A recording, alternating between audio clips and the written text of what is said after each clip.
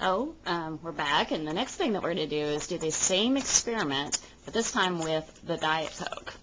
And so we're going to pour out again. We're going to try to get as close as we can to the 20 ml mark, which is still where the plastic, the white plastic mark is.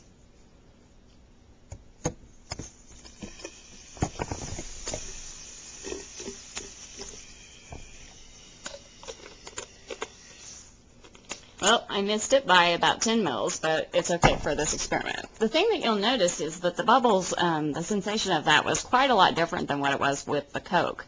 The bubbles are actually smaller, and it all comes out faster, but it also dissipates much faster. It's hardly bubbling at all now. There's just very, very small bubbles in the solution.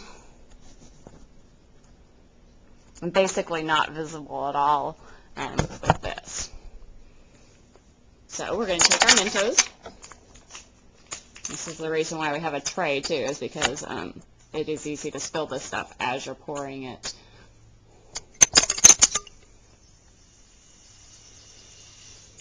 And you notice that there is a difference in the bubbles. The bubbles are actually quite a lot smaller when they're with the Diet Coke, and there's almost like this column of bubbles that come and rush up into the graduated cylinder. The volume change is not as much, but the rate at which it's bubbling is faster, and the bubbles continues bubbling for quite a while longer. In both cases, I did want to point out that if you actually let them continue to sit for a while, this one is with the Coke, and I'll try to see if I can get a good image of that. Not really, but you can actually see that the bubbles, the size of them, it continues to bubble. They get smaller and smaller, and eventually the coating comes off of the Mentos entirely, and you're just left with kind of the gooey gelatin stuff. And you can kind of see that this is quite a lot different looking than what they were originally, and see a difference in the color. I'm going to put them down here, and you can kind of see a little bit difference, but you'll be able to tell very clearly because the Mento, after it's been eaten up by the Coca-Cola, it actually becomes mostly translucent, and it just leaves that sticky, gooey stuff that's inside the Mentos afterwards. So I'm not going to do this experiment, but one of the things that you can do is you can see if the Mentos fruit actually bubbles any more or less than the Mentos, the mint ones, because you'll know that in like the Mythbusters, they actually use the mint, and that's the one that's more commonly found on the internet. But if you try it, you'll probably find that the fruit doesn't actually make any difference. And the reason is that because the coatings are actually made of the same chemicals.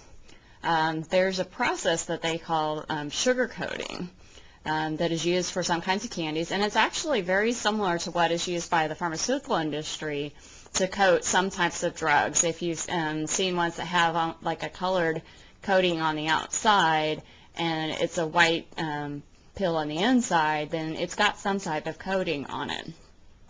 And that coating is actually what you can actually see that is causing a surface reaction with the Coke. The Coke actually, it already has bubbles in it, and they put far more bubbles in it than it can hold at normal room temperature, but it's activated by the Mentos. And there's a belief that it's actually the surface of the Mentos that is rough that causes it to work more.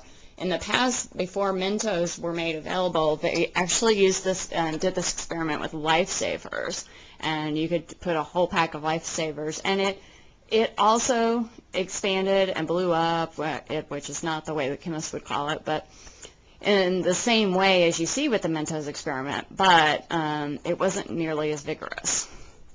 So one of the other things that I wanted to point out was that just when you pour out Diet Coke versus Coke, even without the Mentos, you will see a pretty significant difference in the foaming, and we could have seen that from the video earlier, but I wanted to make sure and show kind of my best version of a side-by-side comparison.